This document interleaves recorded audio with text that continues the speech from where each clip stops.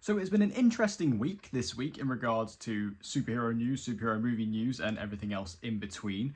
What I wanted to do in today's video, and this is something I'm planning on doing maybe once a week, something like that, is doing a breakdown and just a little sort of come together of all of the little bits and bobs of news to do with our favourite genre, and just tying it up all into one video. Of course, there are some topics that are going to require their own videos, like trailer breakdowns or huge announcements, things like that, and topics like that will get their own videos. But for the stuff you're going to see in this video, I kind of want to just focus on 3 or 4 like small little topics and just talk about them, as I think they are still relevant and stuff that you guys would want to hear about. So I'll start off with the smaller ones and then kind of work my way up to the bigger ones. The first thing I want to talk about on the Marvel side of things is we do have the review embargo for Wonder Man has been officially lifted today. And we have seen this morning the reviews for Wonder Man have started to come through, and they are very, very, very positive. Now, if you saw my Marvel preview video, which I made a few days ago, you'll know I'm very much looking forward to Wonder Man. I think it's a very good looking series. I think it's something that is going to be a bit fresh and something a bit different for the MCU. And that's what these reviews are basically saying. If you've been reading the reviews and been watching some reviews like I have, they're basically summarizing the show as being a very fresh take for the MCU, very unique, and something that it hasn't done before. Something that isn't necessarily focusing on the superhero side of the Marvel Universe, but focusing on its own little pocket, its own little corner. People are really congratulating, obviously, Yahya Abdul-Mateen II for the role of Simon Williams, which, again, if you know the actor, you know he was going to be great for the role. And I've also heard a lot of praise for Sir Ben Kingsley as well, obviously reprising Trevor Slattery, and apparently this is going to be giving him his most amount of depth we've seen from him yet, and kind of almost bringing his arc full circle from what began back in 2013 with Iron Man 3. So this is all sounding really good. Obviously, the show is going to drop on Tuesday, so I will try and get a review out for the show as soon as I possibly can. Obviously, if you know me, this isn't my job, so I do have an actual job I do outside of this, so I'll work it around that and I'll try and do it as quickly as I can for you guys. But I'm very excited for the show to drop. It's dropping all 8 episodes on Tuesday the 27th, so I will definitely be checking it out as soon as I possibly can. Now, moving over to DC, we've got 3 pieces of DC news to discuss today, and the first one I want to talk about is a very small one, but I do think it's interesting, and that is that we have the cinematographer for next year's Man of Tomorrow officially confirmed. Now, for the first time in a good few years, James Gunn has dropped his kind of regular collaborator with his cinematographer, and that is Henry Brahm. He did Guardians of the Galaxy 3, did the Suicide Squad, and he also did Superman. He will not be returning for the second one. Instead, we have got Sam McCurdy, who James Gunn has worked with before. He has actually been working on Peacemaker Season 1 and 2. He's also done some work on Game of Thrones, and also Shogun is the other big one he's done recently. So still a good cinematographer, still talented, but the reason I bring it up is because I think the fact that James Gunn has changed the cinematographer for this film, I think represents something that a lot of us have been talking about, which is that this is going to be a different vibe and a different tone entirely to what we got with Superman. I think it's been quite evident from what James Gunn has said and from what we know about this film that Man of Tomorrow isn't necessarily a direct sequel to Superman. This is going to be kind of its own movie. Like, yes, it's going to follow on from Superman, and obviously we know that David Corenswet is going to be in the movie, but this is going to be kind of a fresh story that, isn't necessarily bothered about being a direct sequel to what came before. And I think changing up the cinematographer, I think, massively indicates that we're going to be in for quite a different film at this point, something that's going to be a little bit more, I don't know, just a little bit different to what we'd seen from the previous film. And I think that's something that this new cinematographer definitely represents. But I know a lot of people have been really panicking as well, but there's also some people who have been really happy about it because people don't really love Henry Brahm's kind of oversaturated style.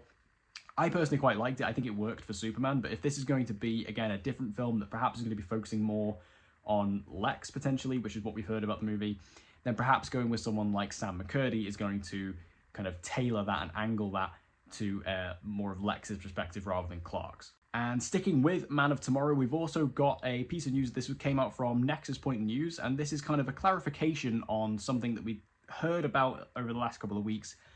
We knew that for Man of Tomorrow, they were casting a kind of taller, more well-built female character for the movie, and a lot of people instantly jumped the gun and said that this is going to be Wonder Woman. James Gunn has since come out and debunked that, but what we have found out from Nexus Point News, who are a pretty reliable source these days when it comes to DCU news, they have said that the character is going to be Maxima. Now, I'm not going to go in full detail in this video in regards to who Maxima is and what her role could be within the movie, because I don't have the time to do that in this video. And there's also, if you want that, go check out the Nando Cuts video on it. He can explain it way better than I ever could. But Maxima is kind of a similar-ish character to Wonder Woman in regards to, like, if you were going to go off like a pure casting perspective, I think a lot of the people who've been fan casting Wonder Woman for the DCU, a lot of those actresses could apply to the role of Maxima. What it seems like is she's going to be the secondary antagonist of the movie behind Brainiac, who of course we know is going to be the main villain, and she seems like she's going to be acting as kind of like the enforcer character for the film. Now, she is most well known for being in a story with Superman that involved Brainiac as well, called Panic in the Sky. And essentially that story, just to give you a very brief rundown, is basically a story that takes place on Warworld, where Brainiac was in control of Warworld at the time, and Maxima was one of the characters that Brainiac had on his side there, and a good number of DC heroes were also around at that time, and it all culminates with Maxima eventually betraying Brainiac to take him down with the heroes. Now, that could be something that we're doing here, but I think they are possibly going to swap out Warworld and take on, because we know that this is going to be taking on, like, Man of Tomorrow is going to be doing, like, the Salvation storyline from the looks of it. So I think they could be doing a similar thing to what Panic in the Sky did, but rather than focusing on Warworld, it'll be focusing on Salvation Run, which I think, these adaptations, they're always taking things and changing them. So I think swapping out those two plot elements, I think, would work quite well for what the DCU has established so far. And I think that this works quite well as being like a character who can fight Superman physically, because Brainiac isn't typically that character. Like, there are versions of Brainiac that can do that, but generally speaking, Brainiac isn't someone who can go like toe-to-toe with Superman, whereas Maxima is that character. She is very much on his power level. Now, obviously, there is the side of her character as well, if you know the comics, where she is basically searching for a perfect mate, and she believes that Superman is going to be that. Will James Gunn put that in the movie? I'm not too sure. I feel like that's something that he might steer away from. But then again, knowing James Gunn, I also feel like equally that's something he could very much go into. But it depends how busy the movie is, and from the sounds of it, it looks like to be pretty busy already, so they might just be better off leaving that side of it out. But this could be a cool character. I'm looking forward to see who they cast for it. Like I say, I feel like a lot of the people who've been fan casting Wonder Woman for the DCU, a lot of those casting choices could apply here.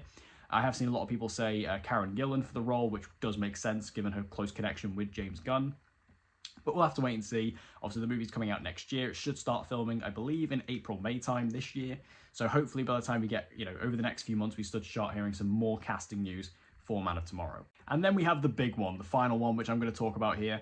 And this is obviously what's on the thumbnail. This is what I'm sure most of you watching this have already seen. And that is that Brave and the Bold, the DCU Batman movie, has now officially gotten its writer confirmed, and that is Christina Hodgson. Now, this has caused an absolute uproar of shitstorm online when it comes to DC fans, because people, generally speaking, are not happy about this. Now, if you're unaware, Christina Hodgson, she has not really been around in Hollywood too long. She's only really been around in the past sort of 5 to 6, 7 years. But she does have a bit of a history with DC. First of all, she wrote the Birds of Prey movie for the DCEU. She also wrote 2018's Bumblebee, which is a film I absolutely love. She also did the Batgirl movie, which was obviously cancelled. And then most recently, and this is where a lot of people are really getting sort of angry about this, she was the lead writer on the Flash movie. Now, I think you've got to look at this from a couple of different perspectives, because yes, I can understand why people are panicking about this. I can understand why people are really worried about this. Obviously, Batman is going to be one of your flagship characters for this franchise. So to give it the writer, and also, we've got to remember that Andy Muschietti is directing this, who also directed The Flash. So to basically take the writer-director duo of The Flash, which was a film that a lot of fans absolutely despised, and giving them the keys to doing Batman for this new universe, I understand people are upset about that and why people are scared. Now, me personally, I quite enjoyed The Flash. I think it's a flawed movie. I've got my own issues with it. But my particular issues with The Flash as a film don't really come from the writing or the story or the script. If anything, I think those are the strongest parts of the movie.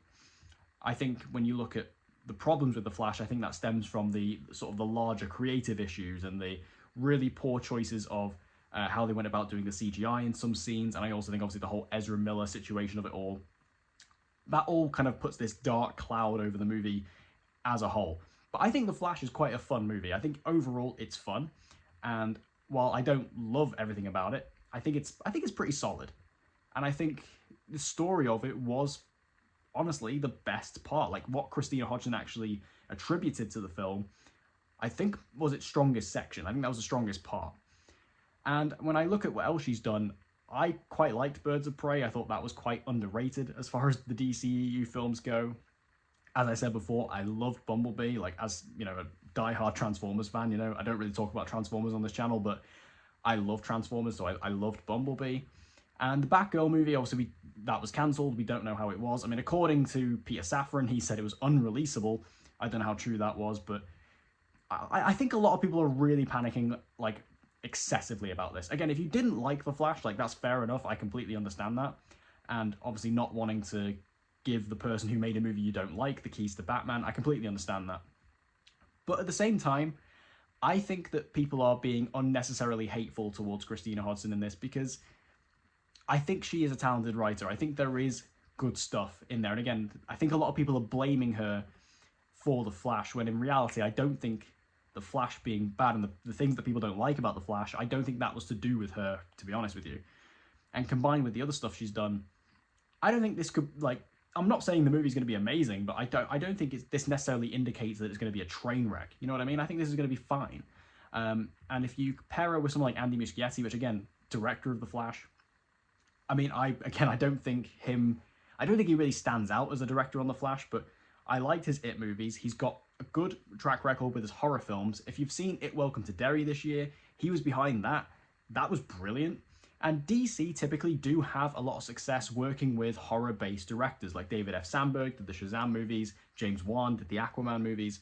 They seem to have kind of this pedigree of working with these horror directors. And I think when you look at horror as a genre, you can take a lot of that and apply that to Batman. And I think even when you look at The Flash, all of the Batman stuff that was in The Flash, like whether I'm talking about Michael Keaton or Ben Affleck, both of those characters were handled really well in The Flash, in my opinion. So I think that this team, like this duo, they clearly have some kind of passion for Batman, and that came through in The Flash. So I think that this honestly doesn't spell bad news. I think this could be good. I think this could be interesting. Now, this movie's still a long while off. Like James Gunn has spoken about the fact that, you know, this movie is still quite a ways off, and he doesn't want to release a Batman movie in the DCU, and obviously Matt Reeves is the Batman Part 2 around the same time. We know that Batman Part 2 is coming out next year. So I think we're honestly looking at probably 2028, 2029 at the earliest for this movie. I think 2028 is very generous. I think 2029 at the earliest, to be honest with you. So this is still quite a ways off, but I'm looking forward to it. And hopefully, you know, as time goes on, we'll start to see a few more details come out about the movie. We might finally get our casting for our DCU Batman. This is obviously going to be telling a story involving Damian as well. I think the casting of Damian, they've got to get that right, because he's going to be like the whole kind of backbone of the movie will really fall apart if people don't like Damian and the casting, and if they make him annoying, which Damian tends to. So I think this is good news on the whole, and I think a lot of people are really, really overreacting about this. But maybe that's just me. But that's all the news from this week. That's everything I wanted to talk to you guys about. Obviously, let me know your own thoughts in the comment section down below. Like, what do you think about all of this? I'd be interested to hear your thoughts on the Christina Hodgson situation, because I know that a lot of people are really, really not happy about it. But hopefully, maybe if you've heard my thoughts, it might have maybe changed your mind a little bit. I don't know, we'll have to wait and see. But let me know your thoughts on everything we spoke about in the comment section down below. And if you want to see more news updates and more videos from me here at Capes and Critiques, make sure you subscribe and hit that notification bell so you don't miss any uploads. And I hope to see you guys again next time.